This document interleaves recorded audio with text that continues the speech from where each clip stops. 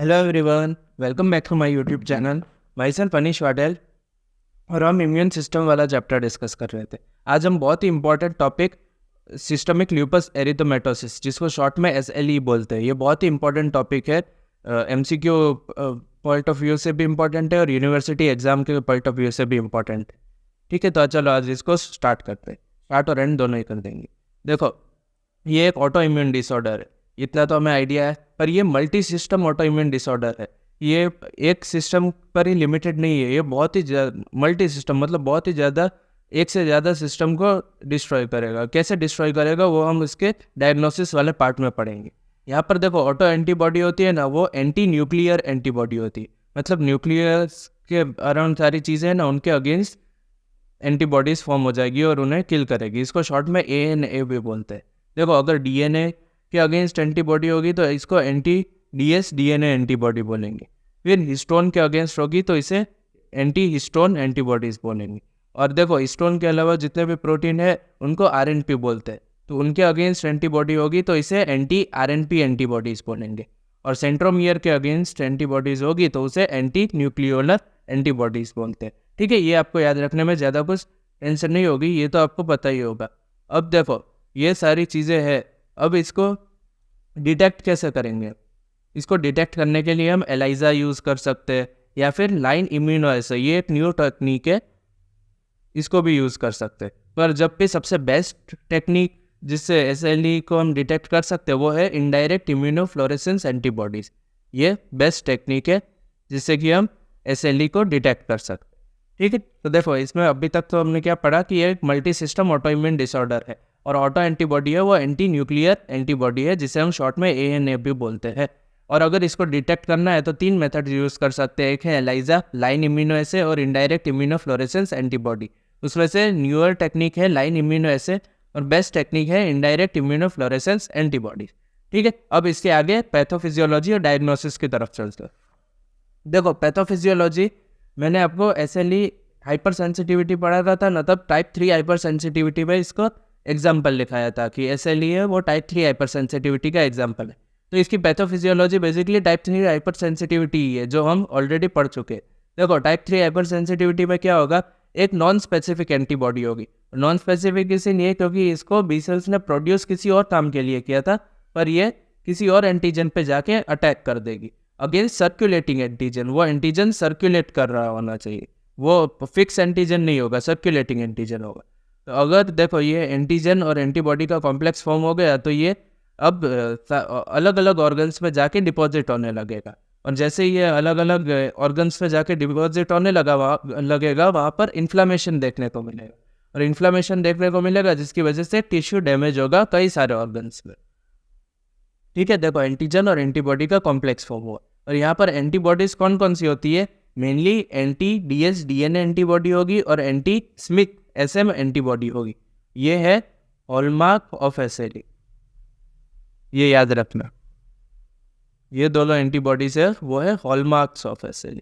और इसके अलावा एक और एंटीबॉडी हो सकती है जो कि है anti phospholipid antibody. Anti phospholipid antibodies से 2 MCQs आ सकते हैं। एक तो ये सबसे पहले फॉल्स पॉजिटिव सिफिलिस टेस्ट देगा, और दूसरा APTT को प्रोलॉन्ग्स करेगा। APTT एक कोएगुलेशन टाइम है, अगर कोएगुलेशन टाइम प्रोलॉन्ग होगा तो मतलब ठीक से क्लॉट नहीं फॉर्म हो पाएगी, मतलब ऐसा लगेगा कि हमने पेशेंट ने एंटीकोएगुलेंट लिया है, और इसीलिए इसको हम ल्यूपस एंटीकोएगुलेंट भी बोलते हैं। एंटी फॉस्फोलिपिड एंटीबॉडी को ल्यूपस एंटीकोएगुलेंट भी बोलते हैं। ठीक है, तो 2 चीज़ें आपको याद रखनी है, ये MCQs में खास पूछी जाती है। कि सबसे पहले कि फॉल्स पॉजिटिव सिफिलिस टेस्ट कौन देगा? एंटी फॉस्फोलिपिड एंटीबॉडी, और APTT को भी प्रोलॉन्ग करेगी। ठीक है, तो पैथोफिजियोलॉजी हो गई। अब इसकी डायग्नोसिस की तरफ चलते हैं। इसकी डायग्नोसिस में 2 क्राइटेरिया है, एक है इम्यूनोलॉजिकल क्राइटेरिया और एक क्लिनिकल क्राइटेरिया। इम्यूनोलॉजिकल क्राइटेरिया है वो 6 इम्यूनोलॉजिकल क्राइटेरियाज है, और क्लिनिकल क्राइटेरियाज ऑलमोस्ट 10 है। तो अब इसकी डायग्नोसिस हम फिक्स कैसे कह सकते हैं? हम ये सारे के सारे 16 क्राइटेरियाज तो मैच नहीं करने बैठेंगे, तो इसमें से हमें कोई भी 4 क्राइटेरिया सेम होने चाहिए, जिसमें से एटलीस्ट एक इम्यूनोलॉजिकल और एक क्लिनिकल होना चाहिए, तो हम कह सकते हैं कि ये SLE है। सबसे पहले हम इम्यूनोलॉजिकल क्राइटेरियाज डिस्कस करते हैं। देखो इम्यूनोलॉजिकल क्राइटेरियाज में हमें भी पता है कि या फिर तो एंटीजन या फिर एंटीबॉडी की हेल्प से होगा, तो यहाँ पर हम एंटीबॉडीज़ की हेल्प से डायग्नोसिस करेंगे। और यहाँ पर कौन कौन सी एंटीबॉडीज़ होगी, देखो ये हमने अभी अभी पढ़ा पैथोफिजियोलॉजी में और बेसिक इंट्रोडक्शन में, तो वो आपको याद हो गया होगा। एक है एएनए एंटी न्यूक्लियर एंटीबॉडी, फिर anti double strand DNA antibody, anti Smith antibody और एंटी फॉस्फोलिपिड एंटीबॉडी। ये चार तो हमें क्लियर है।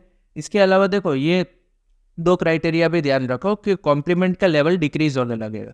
और कॉम्प्लीमेंट का लेवल क्यों डिक्रीज होगा, देखो पैथोफिजियोलॉजी में हमने देखा कि एंटीजन और एंटीबॉडी का कॉम्प्लेक्स फॉर्म हो रहा था, और जैसे ही एंटीजन एंटीबॉडी का कॉम्प्लेक्स फॉर्म होगा वो कॉम्प्लीमेंट को एक्टिवेट कर देगा और कॉम्प्लीमेंट बॉडी में यूज अप हो जाएंगे, जिसकी वजह से कॉम्प्लीमेंट का लेवल डिक्रीज होने लगेगा। ठीक है, और इसके साथ साथ डायरेक्ट कुम्स टेस्ट भी पॉजिटिव होगा। ठीक है, ये ध्यान रखना, ये दो आपके लिए न्यू है, तो ये दोनों चीज़ें याद रख लेना, वरना ये सारी चीज़ें तो आपको आई थिंक अभी तक याद गई होगी। डायरेक्ट कुम्स टेस्ट भी पॉजिटिव देगा इम्यूनोलॉजिकल क्राइटेरिया। इसके अलावा क्लिनिकल क्राइटेरिया की तरफ चलते हैं। देखो क्लिनिकल क्राइटेरिया ऑलमोस्ट 10 है, तो ये लोगों को याद रखने में थोड़ा सा टफ होते हैं, पर मैं आपको इसको ईजी करके समझाऊंगा ताकि आपको याद रखने में बहुत ही आसानी हो। देखो सबसे पहले हम फेस के रीजन से स्टार्ट करेंगे। ठीक है, ये सारी की सारी चीज़ें फेस के रीजन पे होगी, ऐसे करके याद रखना। अब देखो सबसे पहले क्या होगा, एक्यूट क्यूटेनियस लूपस होगा। देखो क्यूटेनियस मतलब स्किन की बात की जा रही है, स्किन पे एरिथेमा देखने को मिलेगा मेलर प्रोमिनेंस। अगर आपको नहीं पता मेलर प्रोमिनेंस का है, ये बेसिकली चीक रीजन पे होता है, जहाँ पर देखो आइस के नीचे वाला जो चीक रीजन है ना, इसको हम मेलर प्रोमिनेंस बोलेंगे। और वहाँ पर एरिथेमा मतलब हार्ड हो जाएगा, एकदम रेड हो जाएगा और हार्ड हो जाएगा इन्फ्लेमेशन की वजह से। ठीक है, हार्ड और रेड हो जाएगा ना इन्फ्लेमेशन की वजह से, कहाँ पर, मेलर प्रोमिनेंस पे। और मेलर प्रोमिनेंस आइस के नीचे एकदम रेड कलर का हार्डर पार्ट देखने को मिलेगा, इसे हम बटरफ्लाई रैश भी बोलते हैं। ठीक है, ये याद रखना कि इसको बटरफ्लाई रैश बोलते हैं। और ये जो एरिथेमा है वो सनलाइट की वजह से इंक्रीज होने लगेगा, इसको हम फोटोटॉक्सिसिटी भी बोलते हैं।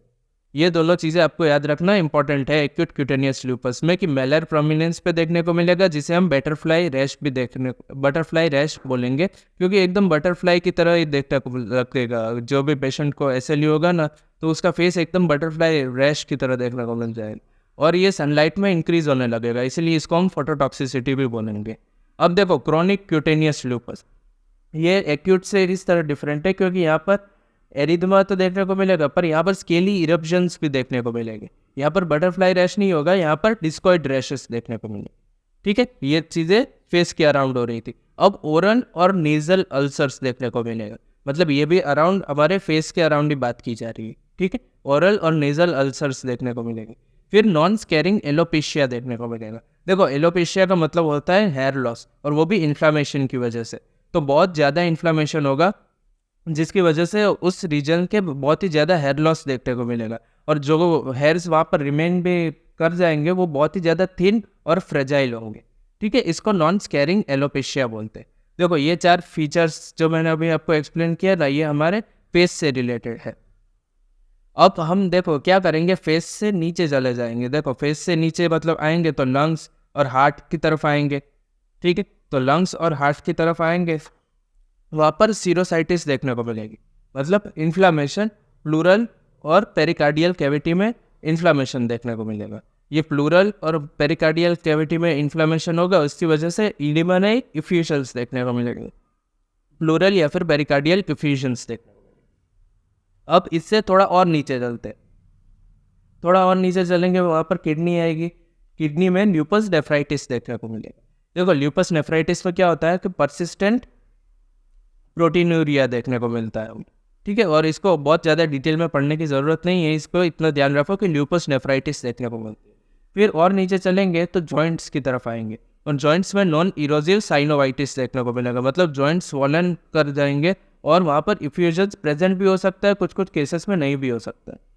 और इसके अलावा दो और क्राइटेरियाज देखने को मिलेंगे। एक तो पेशेंट को न्यूरोलॉजिकल डिसऑर्डर्स देखने को मिलेगा, जैसे कि सीजर्स, न्यूरोपैथी और साइकोसिस। ये नॉन स्पेसिफिक है, ये एकदम SLE से स्पेसिफिक नहीं है, मतलब ये बाकी के सारे फीचर्स देखने को मिल रहे होंगे ना, तो ये देखने को मिले ना, तो हम कह सकते हैं कि ना ये स्पेसिफिक है। पर अगर ये सिर्फ क्राइटेरियाज देखने को मिले तो ये स्पेसिफिक नहीं।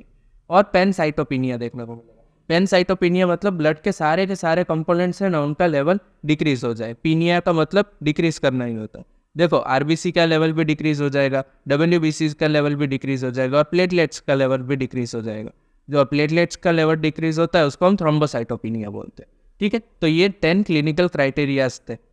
इसको याद कैसे रखोगे? सबसे पहले फेस वाले रीजन से स्टार्ट करो। देखो फेस वाले रीजन पे क्या था? सबसे पहले एक्यूट क्यूटेनियस ल्यूपस था, जो कि चीक रीजन में था, एरिथेमा इन मेलर प्रोमिनेंस, जिसकी वजह से बटरफ्लाई रैश देखने को मिल रहा था। उसके अलावा क्रोनिक क्यूटेनियस ल्यूपस था और वहाँ पर डिस्कॉइड रेशेस देखने को मिल रहा था। वो डिफरेंट है एक्यूट से, क्योंकि वहाँ पर स्केली इरप्शंस भी देखने को मिलते हैं। फिर ओरल और नेजल अल्सर्स और तो और नॉन स्कैरिंग एलोपेशिया, ये हैंड्स बहुत ही ज़्यादा थिन हो जाते हैं। फिर उससे नीचे चलेंगे तो वहाँ पर लंग्स और पेरिकार्डियम की तरफ आएंगे, मतलब सीरोसाइटिस देखने को मिलेंगे, जहाँ पर प्लूरल और पेरिकार्डियल इफ्यूजन्स देखने को मिलेंगे। फिर किडनी, उससे नीचे चलेंगे तो किडनी आएगी, यहाँ पर ल्यूपस नेफ्राइटिस देखने को मिलेगा। फिर जॉइंट्स की तरफ चलेंगे तो वहाँ पर जॉइंट्स बहुत ही ज़्यादा स्वॉलन हो जाएंगे और इफ्यूजन्स भी देखने को मिलेंगे। फिर न्यूरोलॉजिकल डिसऑर्डर्स है और पैनसाइटोपिनिया है।